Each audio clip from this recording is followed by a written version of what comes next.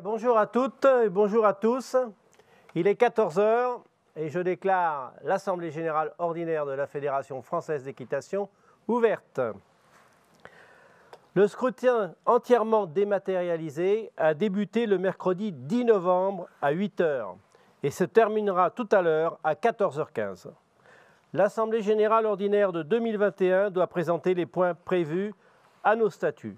L'ordre du jour de cette Assemblée générale, que vous avez pu apercevoir sur l'écran, est le suivant.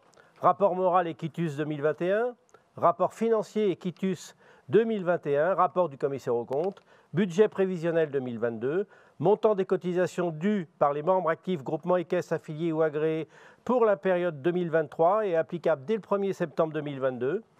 Point 6, mandat donné au comité fédéral pour les emprunts, les acquisitions, les échanges et les aliénations. Et point 7, les questions diverses. Les documents soumis au vote ont été mis en ligne sur le site fédéral et sur la plateforme de vote électronique pour que chacun puisse en prendre connaissance. Je remercie dès à présent tous les représentants de groupements et caisses qui ont participé à ce scrutin. C'est un encouragement pour tous les élus qui œuvrent au quotidien pour la Fédération française d'équitation. La commission de surveillance des opérations de vote nous a informé que les quorums étaient atteints. C'est une bonne nouvelle. Les assemblées générales de la Fédération et du Comité national de tourisme équestre peuvent donc valablement délibérer. En fin de dépouillement, nous proclamons les résultats des votes de ces assemblées générales. Et comme vous le savez, en même temps que l'Assemblée générale de la Fédération a lieu l'Assemblée générale du Comité national de tourisme équestre. Je donne donc la parole à Valérie Daledier, présidente du CNTE, pour qu'elle ouvre à son tour l'Assemblée générale ordinaire du Comité national de tourisme équestre. Et à tous. Je déclare l'Assemblée générale du Comité national de tourisme équestre ouverte. J'aurai l'occasion d'intervenir plus tard pour vous présenter les faits majeurs de cet exercice.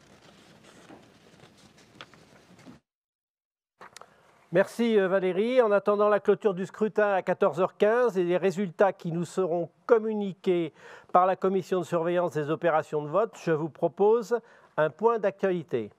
Cette année, la Fédération française d'équitation fête ses 100 ans.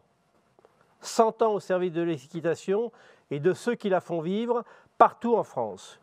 Unique et originale à la fois au niveau sportif et sur la scène internationale, la Fédération a su évoluer entre tradition et modernité. Par des choix ambitieux et précurseurs, nous avons positionné les établissements équestres, leurs dirigeants et les enseignants au cœur du projet fédéral. Cela a été et est déterminant dans le développement des activités équestres de ces 40 dernières années. Ce modèle robuste, rendu possible par la maturité de ses dirigeants, a permis de trouver les réponses adaptées face à la crise sanitaire et ses conséquences sur la société. Par l'innovation et une campagne de communication inédite, nous avons retrouvé le chemin de la croissance pour tout ce qui concerne l'équitation. C'est inédit dans le monde sportif. Enfin, vous avez toujours supporté à la tête de notre fédération des femmes et des hommes d'expérience au bilan reconnu et dévoués pour le collectif qui nous concerne tous. Merci à vous tous pour votre engagement quotidien pour faire vivre l'équitation. Soyons fiers de l'équitation, sachons la partager avec nos concitoyens et soyons fiers de tous ceux qui en font une réalité sportive, sociale et économique dans notre pays. Le premier point à l'ordre du jour de l'Assemblée générale concerne le rapport moral de l'exercice 2021 préparé par notre secrétaire générale, Marie-Laure Dequet.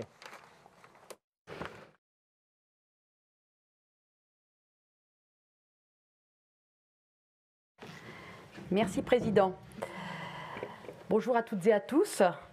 Comme l'a évoqué le Président Serge Lecomte, à travers ses actions, la Fédération française d'équitation anime un dynamisme collectif au service de l'ensemble des acteurs de l'équitation. Elle œuvre au quotidien pour simplifier le travail des dirigeants et des enseignants que nous sommes. Elle communique sans cesse auprès du public sur les vertus de l'équitation. Elle propose de nouveaux outils et contenus aux licenciés. Tout ceci est bien évidemment rendu possible par le travail engagé des permanents de la Fédération française d'équitation et de la direction technique nationale que je salue aujourd'hui. Aux côtés des élus, de la Fédération et des commissions fédérales. En 2021, malgré un contexte sanitaire particulièrement difficile, l'action de la Fédération a permis de retrouver le chemin de la croissance qui se poursuit en ce début de millésime 2022. Nous pouvons collectivement nous en féliciter. Malgré cette embellie, la vigilance reste de mise et toutes les énergies de la Fédération sont mobilisées pour maintenir et renforcer cette dynamique. Tous ces sujets et les activités conduites par la Fédération au cours du millésime écoulé sont présentés dans le film que vous allez voir. Je vous propose de le regarder en images.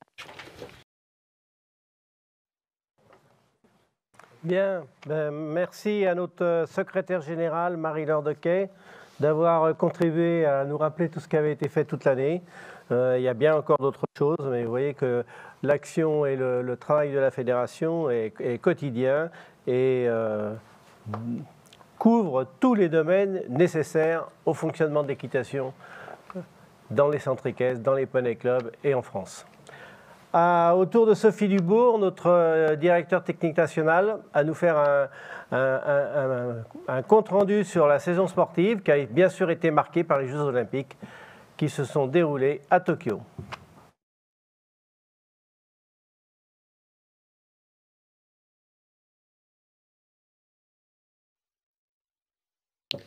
Bonjour à toutes et à tous. Je voudrais m'associer pleinement, en tout cas au nom de la direction technique nationale, des 25 cadres qui constituent cette direction, à toutes les actions fédérales, l'ensemble des actions et missions des services permanents, vous l'avez vu. On est là pour, bien sûr, conseiller, accompagner toutes ces actions. On a tous eu une année très chargée avec un contexte sanitaire compliqué pour les cavaliers, les établissements, pour toutes les actions. Bien sûr, marqué par les Jeux olympiques.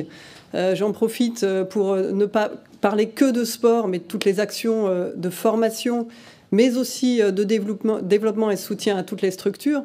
Le sport, ça a été le sport national, aussi le sport international. Concernant le sport national, on a au contraire de la rentrée de nos cavaliers en poney club et centre équestre, une rentrée très timide et un début, un renouveau de la compétition, notamment amateur, assez timide. On va pour ça proposer bien sûr plusieurs actions dans l'année à venir. Pour la compétition internationale, on a eu, et vous l'avez tous suivi, on l'a raconté, une préparation particulière à cet événement des JOP de Tokyo qui avait et qui listait un grand nombre de contraintes avec le déplacement, le contexte sanitaire, les obligations, bien sûr, restrictions et surtout les conditions météo. Vous l'avez vu dans le film, on a bien sûr des déceptions. On a eu beaucoup de déboires vétérinaires, bien trop. On a une très belle médaille par équipe en concours complet qu'il ne faut pas oublier, sur laquelle on doit continuer bien sûr de surfer, de communiquer et montrer qu'on est encore une nation forte dans cette discipline-là. Une petite déception en dressage pour lequel on avait un objectif d'entrer dans cette finale équipe. Et bien sûr, une déception très importante pour le saut d'obstacle avec ce dernier parcours, ce dernier équipier, jusque-là auquel on croyait un beau résultat, une belle médaille, qui a effacé tout espoir de médaille en très peu de secondes. C'est aussi le sport, c'est aussi ce qui nous permet de rebondir, de reconstruire, de réfléchir à nouveau à toute notre stratégie. On l'a construit là cette dernière année, notamment avec une équipe de paradressage, avec un concept qui était assez nouveau de stage renforcé, de couple à fabriquer. On passe de la 11e place à la 6e place en équipe en paradressage sur ces JOP. Donc ça montre aussi qu'on sait faire, qu'on sait construire et qu'on sait réfléchir à tout ça. On a bien sûr, à ce jour, on est encore en débriefing pour l'ensemble de ces disciplines-là. On prend le temps et on annoncera au mois de janvier nos projets sportifs, le cible, focus, Olympiade, bien sûr, 2024. Il nous reste 3 ans, c'est pas beaucoup, mais c'est encore assez pour travailler. Donc je tiens à remercier tous les staffs qui se sont engagés cette année sur cette Olympiades difficiles, ceux qui vont continuer et pour lesquels on va apporter de nouvelles sources de motivation, de conception dès le mois de janvier. Je tiens bien sûr à remercier l'ensemble des élus de notre fédération, de la direction générale qui, chaque jour, à nos côtés, nous encourage et nous donne les moyens de fonctionner. Tout ça parce qu'il y a de la confiance et qu'on doit aussi rendre compte et expliquer tout ce qu'on fait. On a, et on ne doit pas l'oublier dans ces annonces de Paris 2024, de très belles disciplines, on l'a vu, qui rapportent beaucoup de médailles, qui contribuent à la santé sportive de notre fédération, de disciplines qui sont aussi déclinées pour les catégories pro, amateurs, mais aussi clubs. On a des cavaliers, des meneurs, des voltigeurs qui sont médaillés encore cette année, dont on n'a pas beaucoup parlé. Et on espère bien que toute cette Olympiade, cette préparation de nos équipes olympiques et paralympiques, ne les oublieront pas. Encore un grand merci pour tout le soutien qu'on entend, les encouragements. On a un carton plein, on a des équipes bien sûr qualifiées parce qu'on organise ces Jeux-là à la maison à Paris en 2024. Mais je voulais vous témoigner qu'on a d'autant plus de pression, de réussite, de résultats. Donc ces 3 années vont être pour nous bien sûr laborieuses avec des staffs très engagés sur la préparation de nos équipes. Merci.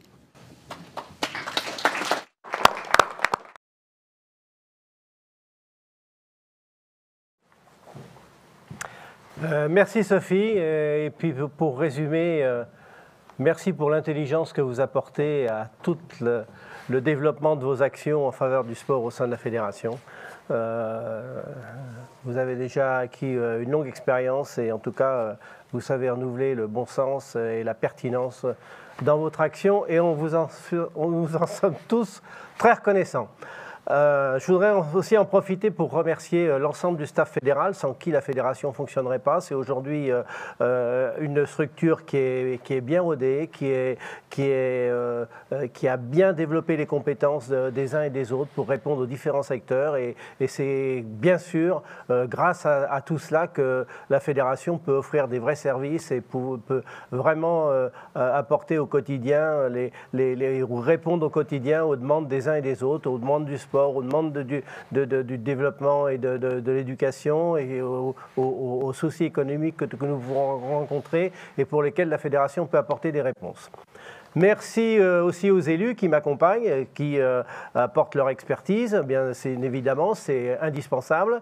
Ils ne suffisent pas parce que ces élus-là sont tous des élus de terrain, donc ils sont à la rencontre des uns et des autres et ils savent faire remonter avec pertinence les observations qu'ils peuvent ressentir ou qu'ils peuvent entendre et aussi expliquer comment fonctionne la fédération et expliquer quelles sont à la fois ses missions et ses limites.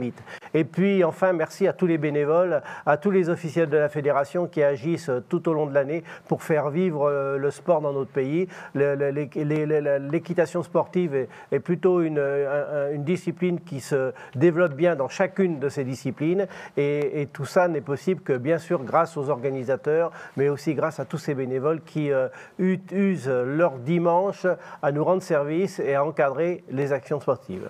Nous allons aborder maintenant les points 2, 3 et 4 de l'Assemblée générale. Et c'est Elisabeth Treillant, notre trésorière, qui va vous présenter les comptes de la fédération.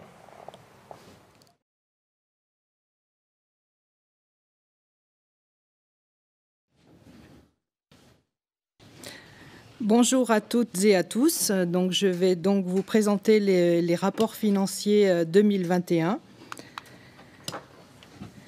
Les faits marquants, une reprise très encourageante, retour à la croissance avec une augmentation de l'activité des centres équestres, le dynamisme des clubs et la robustesse du modèle de développement de l'équitation mise à mal par la modification des rythmes scolaires et pénalisée par la hausse de la fiscalité. Campagne de communication multimédia de la rentrée 2020 d'une ampleur sans précédent. Une croissance importante de l'activité et du nombre de licences. Licences de pratiquants, plus 0,77% à 665 810 licences. Plus de licences compétition pro et moins de licences compétition amateur. avec une hausse de recettes de 19 millions d'euros. Stabilité des affiliations, baisse des engagements poney et club de moins 36% et hausse des engagements amateurs et pros de plus 23%. Se traduit par une stabilité financière du rapport au 31 août 2020. Maintien de la solidité financière de la FFE. Le bilan retraité en isolant la gestion pour compte de tiers va vous être présenté dans une vignette à suivre.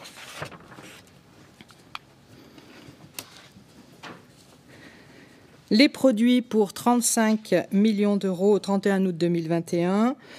Licences et adhésions plus 1,8 million d'euros, principalement les licences pratiquants à plus 10,77%. Sponsoring et divers plus 2 millions d'euros. Aide Fonds de solidarité des entreprises MSA et MSA, exonération des charges patronales et aide au paiement des cotisations pour 1,7 million d'euros. FEI et passeport, hausse par rapport au 31 août 2020 de plus 0,3 million d'euros. Pour les engagements en compétition, moins 0,7 million d'euros. Équilibre entre compétition poney et club, en baisse de moins 36%, et compétition amateur et pro en hausse de plus 23%. Fin 2019, solde de la convention avec la Société Générale, 3 années pour solde de tout compte pour 0,7 million d'euros.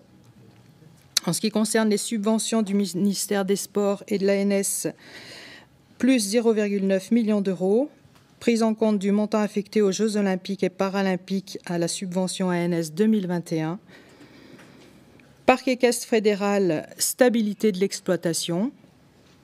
Manifestation fédérale à zéro. Aucune manifestation n'a été organisée par la FFE en 2020 jusqu'au 31 août 2021.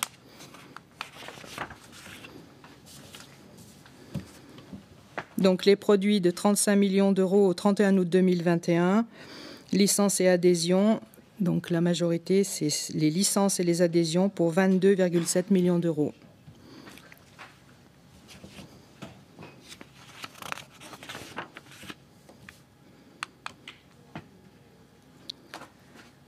Les charges, 33 millions d'euros au 31 août 2021. Donc les actions en faveur des clubs, plus 0,7 million d'euros. Campagne de publicité, plus 1,2 million d'euros. Et aide au département au 31 août 2020 de 1 million d'euros. Pour le sport, moins 1,5 million d'euros. Donc plus 0,7 million d'euros pour mission, vacation des cadres techniques, des compétitions nationales et des droits FEI, concours et passeport. Plus 1,1 million d'euros pour le haut niveau. 0,8 million d'euros pour les équipes de France, stages, compétitions et primes. Plus 0,3 million d'euros pour les dépenses directes des Jeux olympiques et paralympiques de Tokyo. Abondement de la FFA et Equiaction au 31 août 2020 pour 3,3 millions d'euros. Pour les régions, plus 0,5 millions d'euros. Calcul de l'ADFA, dotation de fonctionnement annuel sur les licences pratiquants et les affiliations. Stabilité des autres dépenses, frais généraux, parc fédéral, parc amortissement et manifestations fédérales. Donc on retrouve ici les charges pour 33 millions d'euros au 31 août 2020 avec une majorité sur les actions en faveur des clubs pour 12 millions d'euros.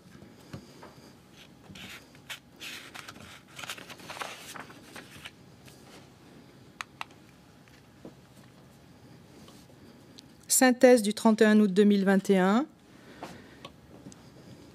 L'évolution du résultat se fait sur l'augmentation des produits, les charges étant stables.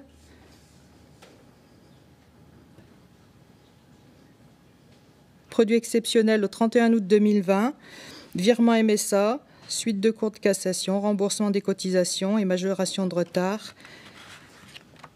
Voilà. Sur les redressements des bénévoles.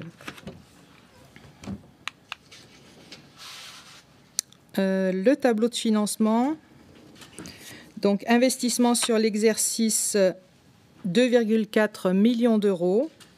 principalement la finalisation et mise en service de la restructuration du pavillon sud, incluant la mise aux normes des cuisines et la restructuration du pavillon nord.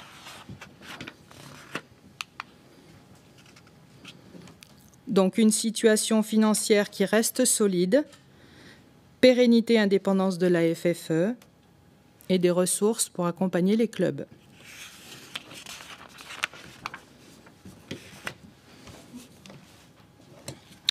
Donc on va passer au bilan FFE au 31 août 2021.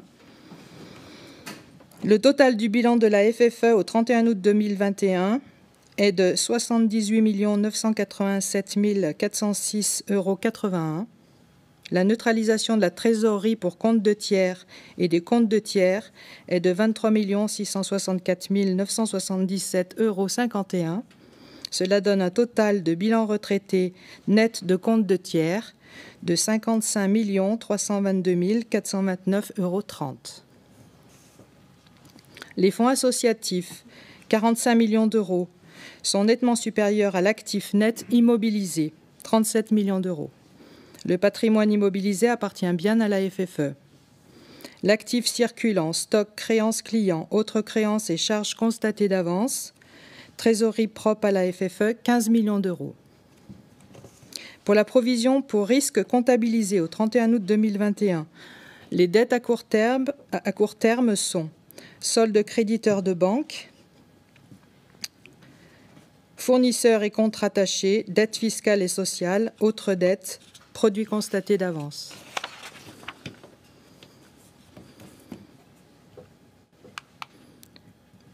Merci pour votre attention. Donc je demande à notre commissaire aux comptes, Madame Yukiko Legrand, de nous communiquer ses rapports.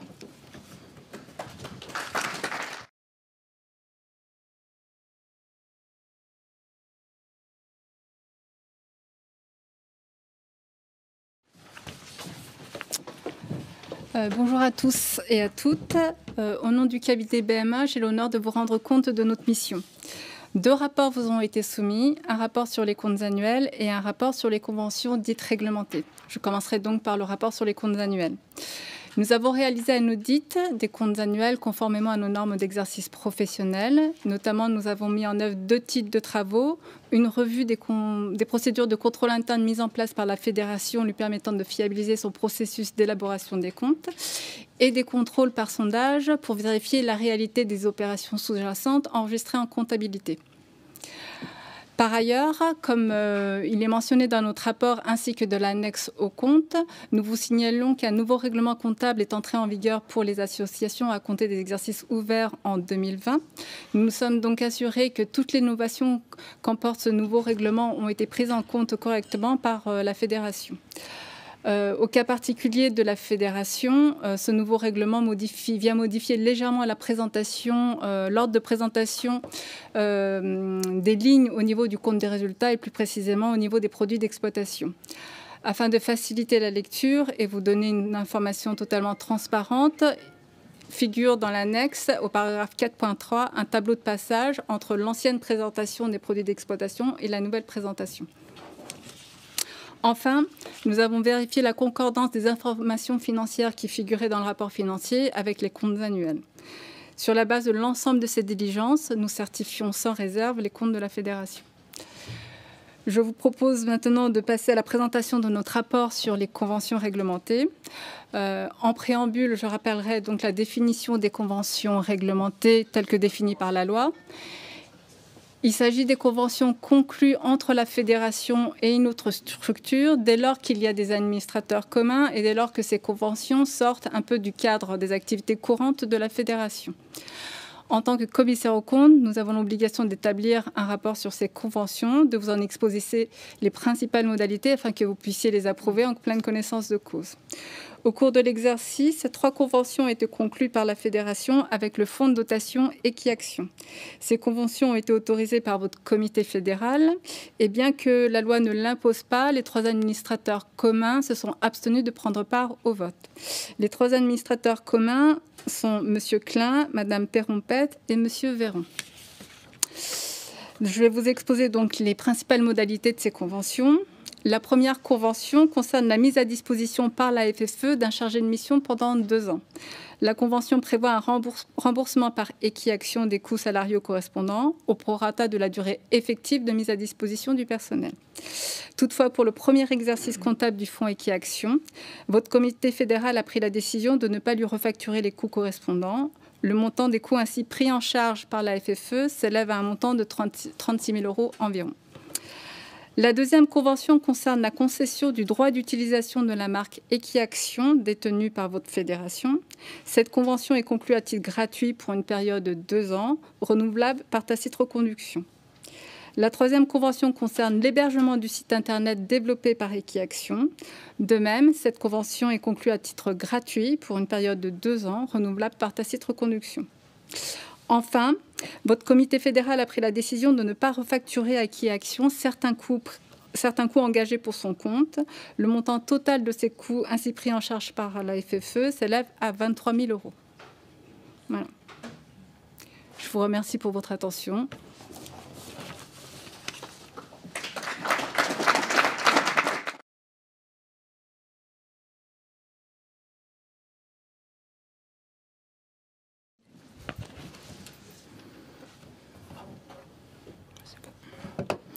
Donc, en complément des documents soumis au vote, voici les principes qui ont conduit à la construction du budget prévisionnel 2022. Les produits pour les licences pratiquants, licences de compétition, pro et adhésion, nous avons pris la base de 2021. Il en est de même pour les subventions. Pour les licences amateurs, les engagements en compétition, les manifestations fédérales et l'exploitation du parc, nous sommes partis sur la base de 2019. Pour les charges, nous avons pris la base de 2019 pour les manifestations fédérales, l'exploitation du parc et le sport. Les dépenses liées à la gestion informatique, les assurances, le reversement aux régions et les amortissements, notamment le pavillon, resteront dans la continuité de 2021. Le retour à la croissance des activités équestres laisse percevoir un début d'exercice encourageant, mais en raison de la crise sanitaire, les prévisions 2022 ont cependant été construites avec prudence. Merci pour votre attention.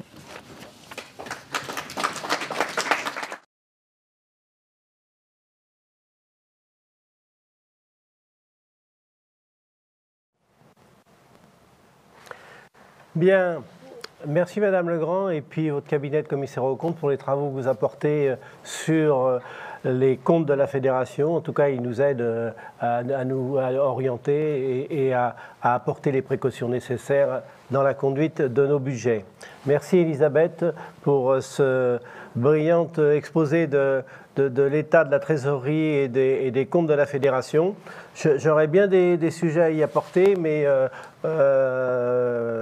j'ai quelque peu oublié au cours de ce développement. Mais en tout cas, ce que je voulais vous dire, c'est qu'on se doit d'avoir une fédération qui soit solide. Et une fédération qui soit solide, c'est une fédération qui dégage un minimum de résultats. Il faut savoir que depuis la crise, les recettes ont considérablement chuté puisqu'on était à plus de 42 millions de produits par an et là on est tombé, je ne veux pas redire les chiffres parce que je ne me rappelle pas exactement, mais ils sont tombés de près de 20% et donc ça a été un vrai travail de pouvoir remettre en face les différentes actions, les différentes dépenses pour ne pas pénaliser la fédération. Notre souci là, pendant cette période de Covid, pendant ces périodes de crise sanitaire, ça a été bien sûr de soutenir les clubs pour pas qu'ils ferment boutique, pour qu'ils continuent à fonctionner, pour qu'ils continuent à avoir une vie le plus normale possible, et puis de maintenir la fédération en bon état de santé pour qu'elle puisse rebondir dès que tout ça sera derrière nous. En tout cas, c'est ce qu'on a fait et les résultats sont là, la fédération s'est bien tenue et sachez-le, ça a toujours été ma ligne de conduite. Il faut que la fédération fasse chaque année au minimum un résultat de 5% pour avoir les provisions nécessaires afin de faire face à des problèmes qui peuvent survenir, la crise sanitaire qu'on a connue, mais aussi pour faire face à de nouvelles idées, de nouveaux projets ponctuels, comme la campagne de communication qu'on a fait en fin 2020. Enfin, je voudrais dire aussi que, parce que ça rejoint un vrai travail de fond de la part de l'encadrement de la fédération, mais aussi de la part des élus, c'est que la fédération, 143 personnes, c'est beaucoup.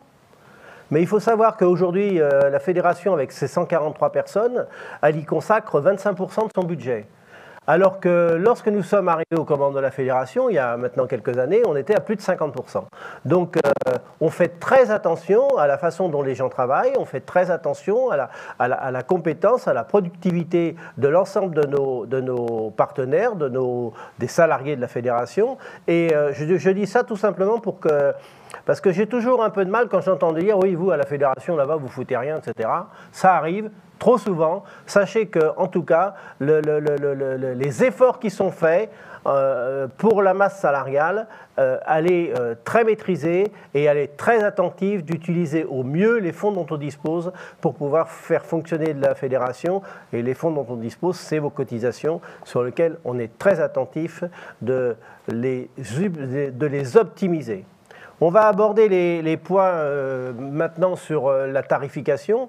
Je voudrais juste rappeler que le prix des licences à la Fédération française d'équitation n'a pas augmenté, voire diminué quand on est passé à l'euro pour les adultes et légèrement augmenté de quelques centimes pour faire un arrondi pour les moins de 18 ans, mais aussi diminué quand l'ensemble des clubs adhérents ont bénéficié du forfait 30 licences gratuites dans la cotisation, et c'est quelque chose d'exceptionnel. Je ne connais pas un organisme, je ne connais pas une production qui a pu maintenir ses prix à ce niveau depuis si longtemps. Donc là aussi, je tiens à saluer à la fois l'ensemble des personnels de la fédération et des élus qui ont su conduire ces politiques pour que les projets, pour que les initiatives, pour que les investissements ne soient pas ipso facto répercutés sur le montant des cotisations.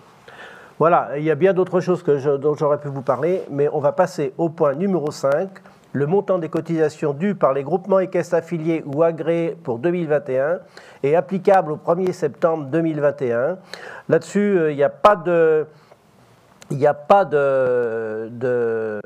surprise. On maintient les mêmes cotisations, on maintient les mêmes tarifs. Et nous verrons tout à l'heure, lorsque les votes sont donnés, le résultat. Le point 6, le mandat donné au comité fédéral pour les emprunts et les acquisitions, les échanges et les alienations. Vous savez que la fédération, depuis maintenant 1994, est dans ses murs, qu'elle ne paye plus de loyer, qu'elle a un foncier important et qu'à ce titre, il y a toujours des événements à arriver, il y a des échanges de parcelles, il y a des interventions foncières régulières. Et donc, ce point 6, qui est habituel, qui est à chaque assemblée générale, est nécessaire pour faire face à la bonne gestion du patrimoine fédéral.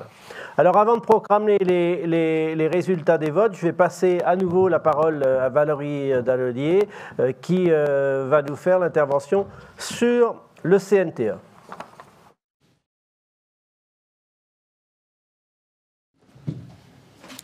Merci Serge.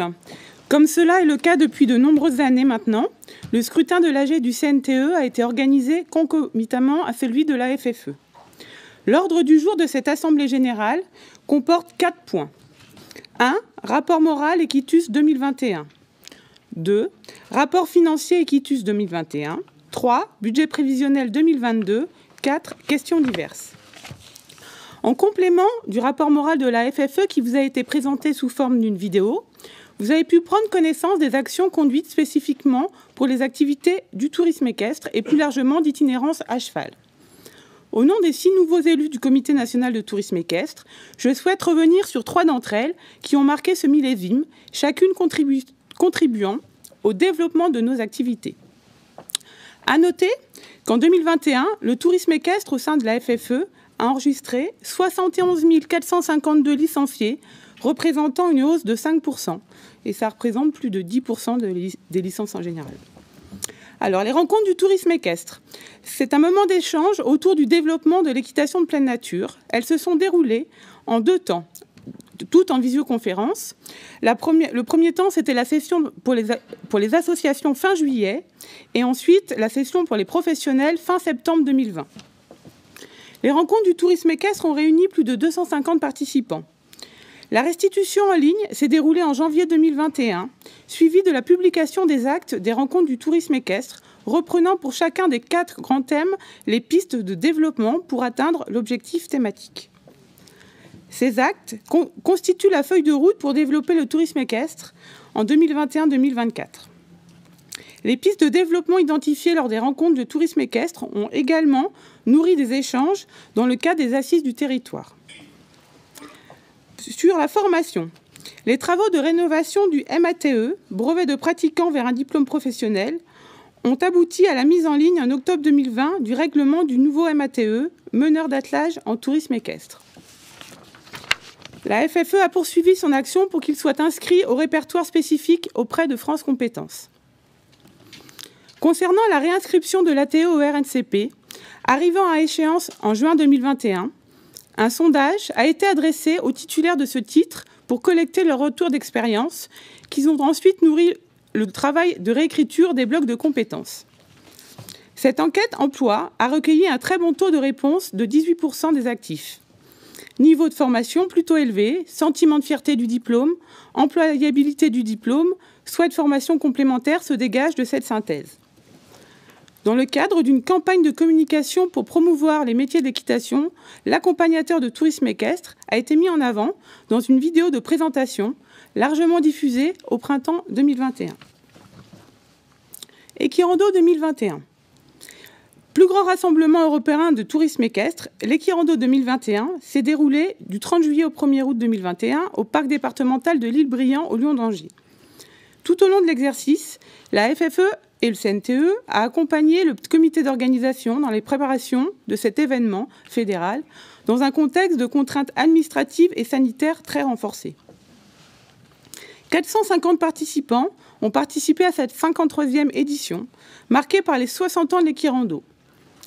4 nationalités étrangères, Allemagne, Belgique, Suisse et Suède, étaient représentées. 12 régions avaient mis en place des offres spéciales pour encourager les inscriptions des cavaliers. La FFE-CNTE a proposé sur son stand plusieurs animations promouvant la randonnée équestre.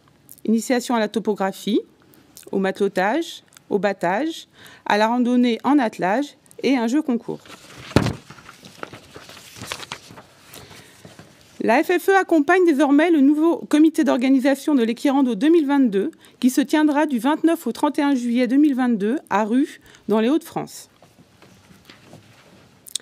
À l'international, la FFE-CNTE, en lien avec la Fédération internationale de tourisme équestre, est partie prenante d'une coopération France-Maroc autour du développement du tourisme équestre en région Fekmeknes. Le CNTE, par l'intermédiaire de la FFE, membre de la FITE, a participé à plusieurs réunions de la FITE, notamment à l'Assemblée générale en septembre 2020. Le CNTE a également participé aux réunions de la commission de tourisme équestre de la FITE. Des travaux sur 2 labels, une charte d'international de balisage et un projet de régulation de l'accompagnateur de tourisme équestre à l'international ont été menés. Fort de son expertise sur ces sujets, la FFE-CNTE a ainsi fait rayonner le tourisme équestre français à l'international.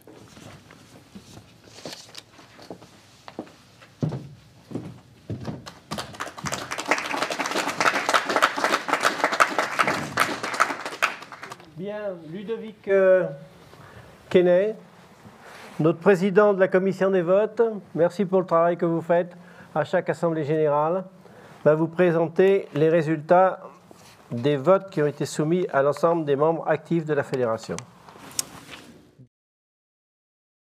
Le nombre total d'électeurs est de 5 412. Le nombre de voix portées par les électeurs de 62 595 voix. Le nombre de votes exprimés est de 973 votes représentant 17 370 voix. Le quorum en nombre de voix était de 15 649 voix. Donc le quorum est atteint. Pour le vote numéro 1, j'approuve le rapport moral et quitus 2021. Oui, 87,45%, soit 15 189 voix. Non, 6,41%, soit 1114 voix. Blanc, 6,14%, soit 1067 voix. Pour le vote numéro 2, j'approuve les rapports financiers et quitus 2021. Oui, 86,09%, soit 14 954 voix. Non, 6,99%, soit 1214 voix. Blanc, 6,92%, soit 1202 voix. Pour le vote numéro 3, après avoir pris connaissance du rapport spécial des commissaires aux comptes présenté en application de l'article L612.5 du Code du commerce sur les conventions réglementées, j'approuve les conventions qui y sont mentionnées. Oui pour 87,86%, soit 15 262 voix. Non pour 5,15%, soit 894 voix. Blanc 6,99%, soit 1214 voix. Vote numéro 4. J'approuve le budget prévisionnel 2022. Oui, 83,87%, soit 14 562 voix. Non, 7,29%, soit 1266 voix. Blanc, 8,84%, soit 1535 voix. Pour le vote numéro 5, montant des cotisations dues par les groupements équestres affiliés ou agréés pour 2023, applicable au 1er septembre 2022. Oui, 87,85%, soit 15 260 voix. Non, 5,60%, soit 973 voix. Blanc, 6,55%, soit 1137 voix.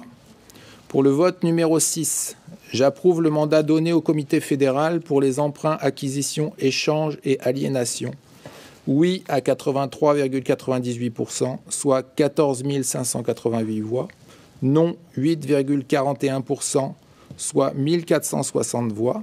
Blanc, 7,61%, soit 1322 voix. Voilà pour la fédération. Pour le CNTE, le nombre total d'électeurs était de 3 674. Le nombre de voix portées par les électeurs de 8 634 voix. Le nombre de votes exprimés est de 633 votes représentant 2484 voix.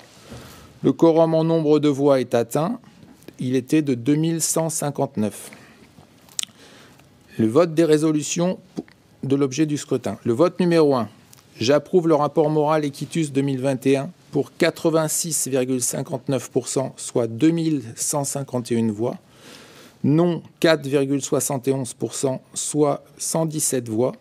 Blanc, 8,70%, soit 216 voix. Le vote numéro 2. J'approuve les rapports financiers et quitus pour 2021. Oui, 84,5%, soit 2099 voix. Non, 5,56%, soit 138 voix.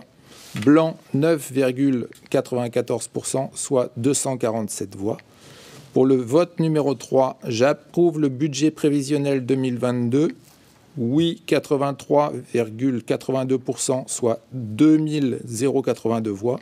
Non, 5,88%, soit 146 voix. Blanc, 10,30%, soit 256 voix. Voilà, ce sont les résultats. Merci.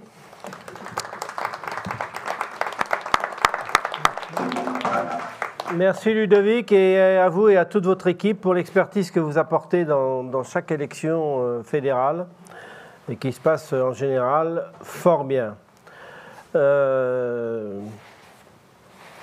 Il n'y a pas eu de questions écrites portées à la connaissance de la Fédération pour cette Assemblée générale. Il me reste donc à clôturer l'Assemblée générale. Je vous remercie tous de votre participation.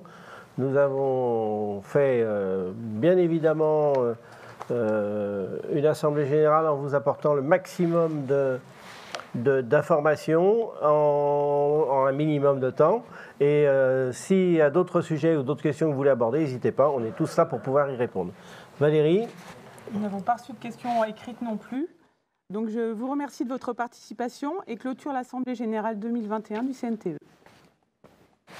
Voilà, merci aux élus, merci à l'Assemblée, merci à tous ceux qui ont suivi notre Assemblée générale. Et puis je vous donne tous rendez-vous dans le congrès qui se poursuit et qui va aborder cet après-midi des thèmes qui sont importants à mettre en œuvre pour développer les activités équestres. Et je voudrais souligner l'investissement important de Julien Pelletier qui a conduit ce congrès et qui a réussi à faire une première au niveau national en le proposant à toutes les régions et en réunissant plus de 500 personnes pour y participer à travers la vision. Merci à toi Julien et merci à vous tous.